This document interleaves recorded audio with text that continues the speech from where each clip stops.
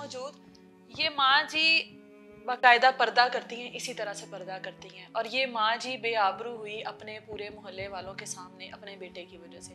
बेटे ने मारपीट की आकर और माँ को बेआबरू किया, माँ का पर्दा ख़राब किया। जिस माँ का चेहरा मोहल्ले में कभी किसी ने देखा नहीं था, उसी माँ को आके बेआबरू किया, उसको बेपर्दा किया। मोहल्ले वालों ने देखा। इस चीज़ का दुख इस माँ के दिल से आज तक नहीं निकला। ये आज से तकरीबन 1.5-2 साल पुरानी बात है। माँ के आंसू आज भी वैसे ही हैं। आज भी माँ के आंसू हैं कि थमने का नाम नहीं ले रहे। उस दिन क्या हुआ था जिस दिन आपके बेटे ने आकर आपके साथ मारपीट की? उसने तो एहसास नहीं ना किया कि मेरी माँ है, बिल्कुल भी। मैं इस बात को ना तकलीफ को सोचती नहीं हूँ कि इसकी वजह से मैं कितना बेपर्द हुई अपनी औलाद की वजह से, और उसे बिल्कुल भी एहसास नहीं है इस चीज़ का कि मेरी माँ है। उस दिन लड़ाई क्या हुई थी आपके बेटे के साथ? कुछ भी नहीं लड़ाई क्या हुई थी, बस वो यही जदाद घर मेरे नाम करो, ये वगैरह घर मैंने अपने नाम करवाने, मेरे नाम करो। अच्छा, कि तुम्हें ही मिल ही जाना ना, तुम्हारा ही है। बिल्कुल। ये नहीं पता इज्जत से ले लो, किसने पहले चले जाना है, किसने बाद में जाना है। इसके अब्बू ने इतना कहा तुम जो कुछ ले लाना बैठ के ले लो। हाँ। लड़ाई झगड़ा ना करो, जो तुम्हें चाहिए है सुलह सफाई से ले लो। बिल्कुल। नहीं, बस उसके दिमाग में किसने डाला, सबने डाला कि नहीं जी मैं तो अदालत में जाऊँगा। अच्छा। मैं तो अदालत में ही जाना है। इसके 2 साल से यही जुबान थी, मैंने केस करने, मैंने अदालत में जाना है, मैंने केस करने। बहुत समझाया उसे, बहुत समझाया, उसकी समझ में नहीं आया। इनके अब्बू ने भी समझाया, मैंने भी समझाया, बहन ने भी बहुत समझाया कि तुम्हारा है तो तुम्हारे पास ही रहना, पर लड़ाई ना करो, लड़ाई ना झगड़ा ना करो। अपनी औलाद के लिए ही करते हैं। पर नहीं, उसके दिल में तो बस यही डाली हुई थी, हम गलत हैं, हम गलत हैं, माँ बाप ठीक नहीं है, माँ बाप ठीक नहीं है तुम्हारे, बस लड़ो इनसे, लड़के ले लो, लड़के ले लो। हाथ तो उठाना तो थोड़ा लफ्ज़ है। उसने जिस तरह मुझे पीटा, टांगे बाजू, टांगे मुक्के भी मारे, बाजू भी मारे, मैं सर पता नहीं कहाँ लगा जो मुझे बहुत तकलीफ़ हुई, कमर में भी, सर में भी। पर उसे नहीं महसूस हुआ कि भी मैं इतना मार चुका हूँ।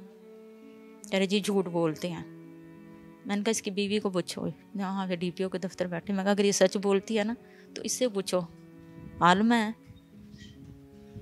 सच नहीं बोलते, कि इससे पूछो इसने कितना मारा है।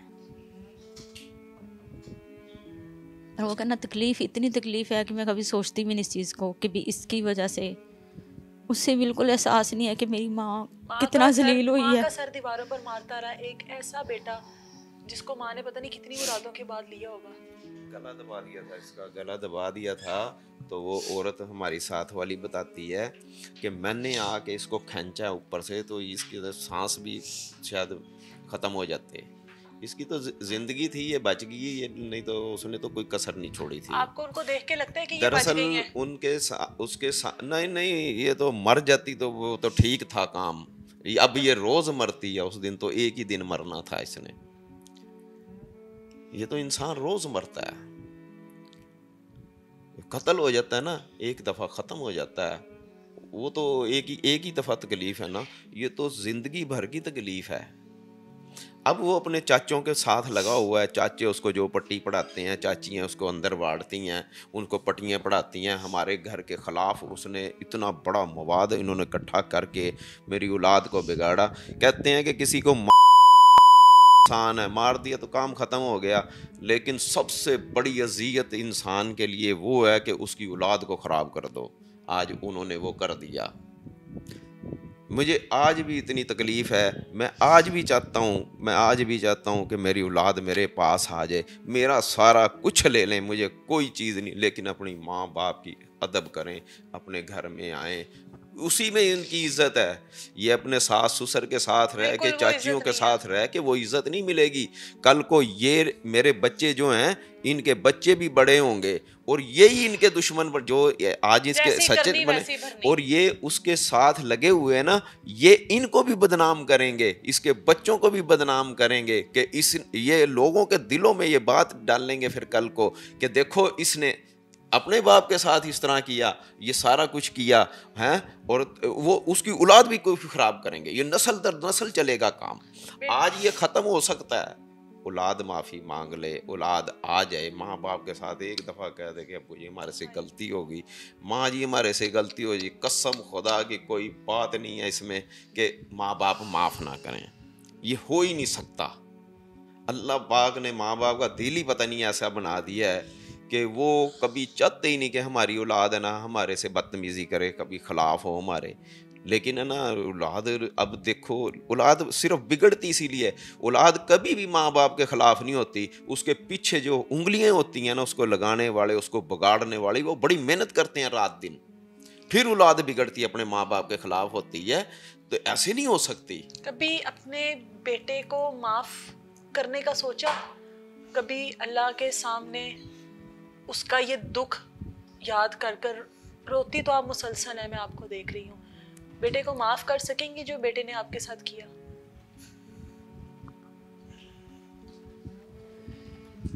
ये जो इस माँ की खामोशी है ना, ये उस बच्चे को, उस लड़के को, इनके बेटे को ख़त्म करने के लिए, गरक करने के लिए, तबाह बर्बाद करने के लिए दुनिया में और आखिरत में, इस माँ की आंसू और ये खामोशी काफ़ी है। एक बच्चा, एक औलाद अपनी माँ के ऊपर हाथ कैसे उठा सकता है, मुझे ये समझ ही नहीं आती। मुझे तो आज तक इस चीज़ की ही समझ नहीं आई इतने सालों में कि औलाद अपनी माँ बाप के ऊपर हाथ कैसे उठा सकती है, किस तरह से उनके साथ बदतमीज़ी से बोल सकती है, किस तरह से उनके साथ लड़ाई कर सकती है, कितनी देर उनके साथ नाराज़ रह सकती है। कौन से ऐसे रिश्ते हैं जो किसी भी औलाद को माँ बाप के ख़िलाफ़ कर सकते हैं? माफ़ कर देंगी उसको? हाँ जी, तो कर दूंगी, अल्लाह की रज़ा के लिए कर दूंगी, पर अभी तक किया कि नहीं किया? नहीं किया। माफी मांगेंगे तो इंसान कर ही देता है, जिस कर ही टाइम देता है। औलाद औलाद सामने तो आ औलाद जाती ही है है, ना, जिस वक्त औलाद इंसान ना ना बिगाड़ा जाता है, औलाद बिगड़ती नहीं है। हमारे बच्चे ना दुनिया तारीफ करते हैं मेरे बच्चों की। मेरी अब कहना तरबियत माँ बाप की शादी से पहले तक होती है। मेरे बच्चों की आज भी दुनिया तारीफ करती है मेरे बच्चों की कि ऐसे बच्चे तो नहीं थे, फिर क्या हो गया इन्हें। कभी बददुआ तो नहीं थी जिस बेटे ने आपको बेपर्दा किया, जिस बेटे ने, कभी उसके लिए बददुआ तो नहीं निकली? करती। अल्लाह ताला कहते हैं नहीं बददुआ ना दो, अल्लाह के सुपुर्द कर दो, अल्लाह ताला उनके दिल में हिदायत दे। दुआ मांगते हैं हिदायत की, दवा मांग सकते हैं हम तो कि अल्लाह ताला हिदायत दे। वो आज कब तक नहीं आएंगे? आएंगे, इंतजार है, आएंगे, इंतजार है, इंतजार है इंतजार, इंतजार है बच्चों का। इंशाल्लाह बच्चे आए हैं, इकट्ठे हों दोबारा, इंशाल्लाह। इतना सब कुछ, इतनी ज्यादतियों के बाद। कोई बात नहीं, हम फिर भी उन्हें माफ कर देंगे। हमारे दिल में उनके लिए कुछ नहीं है, हमें पता है वो खुद से नहीं कर सकते, उनसे करवाया जा रहा है ये सारा कुछ, उनके पीछे पूरा हाथ है। वो सारा जो हमारा घर का तमाशा देखना चाहते हैं ना, वो उसके पीछे, वो खुद तो कुछ नहीं कर सकते थे, लेकिन मेरे औलाद के ज़रिए से उन्होंने वह सारा कुछ किया है।